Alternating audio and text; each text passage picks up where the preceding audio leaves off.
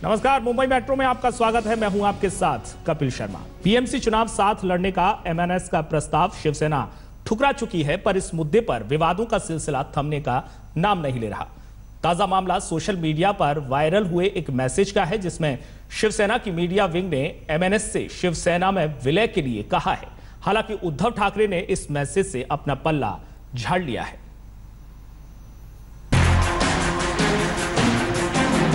शिवसेना साफ कर चुकी है कि उसे बीएमसी चुनाव साथ साथ लड़ने का एमएनएस का प्रस्ताव मंजूर नहीं है, लेकिन शिवसेना के नेता एमएनएस पर तंज कसने से नहीं चूक रहे। सोशल मीडिया पर एक मैसेज वायरल हो रहा है, जिसमें एमएनएस से शिवसेना में विलय के लिए कहा जा रहा है। ये मैसेज कई पत्रकारों को भी फॉरवर्ड किया गया, जिसमें राज ठाकरे से शिवसेना के खिलाफ प्रत्याशी नहीं उतारने की अपील की गई थी। उसी तर्ज पर जिस तरह राज ठाकरे ने 2014 के चुनाव में नरेंद्र मोदी का समर्थन किया था, पर शिवसेना अध्यक्ष उद्धव ठाकरे ने साफ किया है कि इस मैसेज को उनकी पार्टी का बयान नहीं समझा जाना चाहिए। शिवसेनेची अधिकृत जी भूमिका आहे ती मी बोलतो आणि जाहिराती ज्या आहेत त्याच्यात शिवसेना मध्यवर्ती कार्यालयाद्वारा प्रकाशित अशाच। एमएनएस का दावा है कि राज ठाकरे ने खुद उद्धव को फोन किया था, पर उद्धव ने उनसे बात नहीं की। कि सम्मानीय राज ठाकरे साहब ने जब शिवसेना भारतीय जनता पार्टी की युति नहीं टूटी थी, उसके पहले ही संजय राउत जी मेंबर ऑफ पार्लियामेंट शिवसेना का नेता है, उनसे फोन पे बताया गया था, उनको फोन किया था और मैं क्या करना चाहता हूँ उससे आपको फायदा होगा, ये उन्होंने फोन पे बताया था। और उन्होंने ये बताया था कि उद्धव जी से मेरी बात करवा दो। उद्धव जी मेरा फोन नहीं ले रहे हैं, मगर मैं फोन क्यों कर रहा हूँ ये उन्होंने बताया था। आप संजय राउत जी को जाके पूछिए कि युति टूटने के पहले राज ठाकरे साहब ने फोन किया था या नहीं किया था, तो आपको पता चलेगा कि एक्चुअली फोन काय के लिए किया। उद्धव ठाकरे कह चुके हैं कि शिवसेना किसी दल से गठबंधन नहीं करेगी और अपने दम पर अकेले ही चुनाव मैदान में उतरेगी। अब सबकी निगाहें बुधवार की राज ठाकरे की रैली पर लगी है, जिसमें वो गठबंधन को लेकर उठे विवाद पर बोल सकते हैं। मुंबई से कमलेश सुतार के साथ आज तक ब्यूरो। मराठा आरक्षण की मांग को लेकर आज मुंबई में कई जगह पर मराठा समुदाय ने चक्का जाम कर दिया, जिसके चलते सुबह के वक्त कई जगहों पर जाम लग गया और लोग परेशान होते रहे। महाराष्ट्र के कई अन्य शहरों में भी अपनी मांग को लेकर मराठा समुदाय के प्रदर्शनकारियों ने चक्का जाम कर दिया था।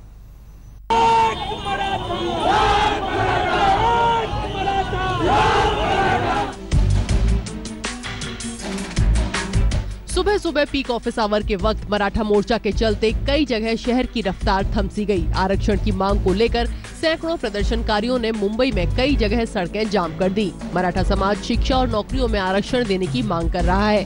प्रदर्शनकारियों से निपटने के लिए बड़ी संख्या में पुलिस तैनात थी। दादर में प्रदर्शनकारियों को कुछ समय के लिए हिरासत में लेकर छोड़ दिया गया। करीब 1000 प्रदर्शनकारियों ने चेंबूर के पंजरापोल जंक्शन पर चक्का जाम कर दिया और करीब 20 मिनट से ज्यादा समय तक यहां ट्रैफिक बिल्कुल रुका रहा। प्रदर्शनकारियों में बड़ी संख्या में महिलाएं और लड़कियां भी थी।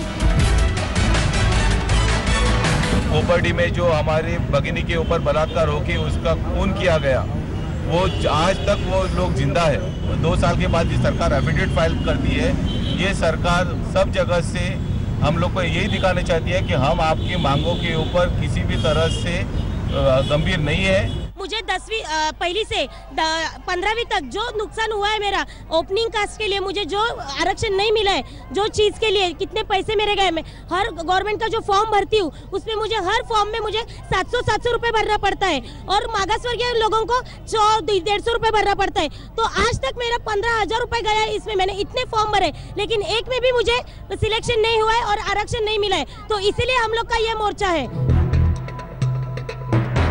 चेंबूर और दादर टीटी के अलावा दहिसर टोल नाका, अणुशक्ति नगर, कुर्ला, भांडूप, घाटकोपर, कांदीवली, प्रियदर्शनी सर्किल वगैरह पर कई जगह ट्रैफिक जाम रहा। सरकार ने अपने पहले दिए आश्वासन को फिर से एक बार दोहराया। हमने तो बाकायदा पिछले 2 साल में कोर्ट में मराठा समाज ये सामाजिक दृष्टि से पिछड़ा है, ये सिद्ध करने के लिए जो चीज़ें चाहिए थी, ऐतिहासिक चाहिए थी, लीगल चाहिए थी, वो हमने खड़ी की है।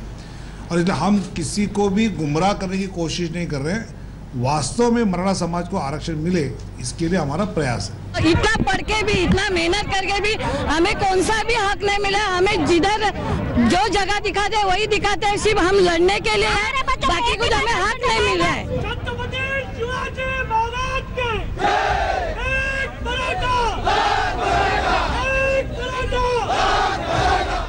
मुंबई के अलावा ठाणे जिले के आनंद नगर, कल्याण, डोंबिवली परिसर में मराठा समाज के प्रदर्शनकारियों ने रास्ता रोको आंदोलन किया और चक्का जाम करने की कोशिश की। यहाँ भी पुलिस प्रशासन का कड़ा बंदोबस्त दिखा। पुलिस ने मराठा क्रांति मोर्चा के कार्यकर्ताओं को हिरासत में लिया।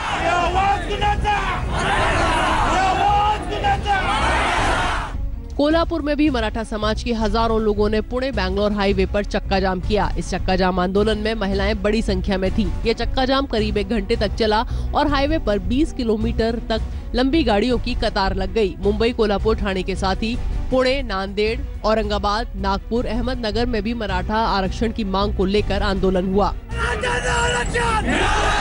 मुंबई से कमलेश सुतार के साथ आज तक ब्यूरो। भाईंदर में पति से अलग रह रही एक महिला और उसकी बेटी की हत्या की गुत्थी पुलिस ने सुलझा ली है। महिला के साथ कॉल सेंटर में काम करने वाले उसके प्रेमी को पुलिस ने इस सिलसिले में गिरफ्तार किया है।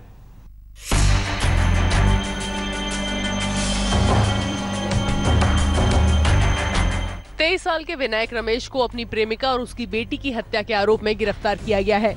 25 जनवरी को 29 साल की दीपिका संघवी और उसकी 9 साल की बेटी हेतवी संघवी का शव उनके भाईंदर स्थित फ्लैट से मिला था। दोनों की बहुत ही निर्मम तरीके से हत्या की गई थी। रमेश ने हत्या के पीछे पुलिस को वजह बताई है कि दीपिका उसे पैसों के लिए तंग करती थी और धमकाती थी कि पैसे नहीं दिए तो वो रेप का केस उसके खिलाफ दर्ज करा देगी। लड़की उसको पैसे मांग रही थी, उसके पास पैसे नहीं थे। पैसे की वजह से उनमें थोड़ा झगड़ा हुआ था। उस दिन पहले भी काफ़ी 2-4 दिन पहले भी झगड़ा हुआ था। पैसे मांग रहे थे इसलिए उसको गुस्सा आया। आरोपी के मुताबिक जिस समय वो चाकू से दीपिका का कत्ल कर रहा था, उसकी गहरी नींद में सोई बेटी भी उठ गई, इसलिए उसने बेटी को भी मार डाला। जब विनायक हत्या करके बिल्डिंग से बाहर निकल रहा था तो खुद की पहचान छुपाने के लिए सीसीटीवी के सामने उसने मुंह पर हाथ रख लिया था। उसी फुटेज को देखकर पुलिस की टीम ने उसकी तलाश शुरू की। हत्या के बाद आरोपी पर शक न हो इसलिए वो एक दिन काम पर भी गया, फिर शिरडी घूमने निकल गया। जब वापस लौट रहा था तो पुलिस ने उसे धर दबोचा। तृप्ति देसाई, भाईंदर, आज तक।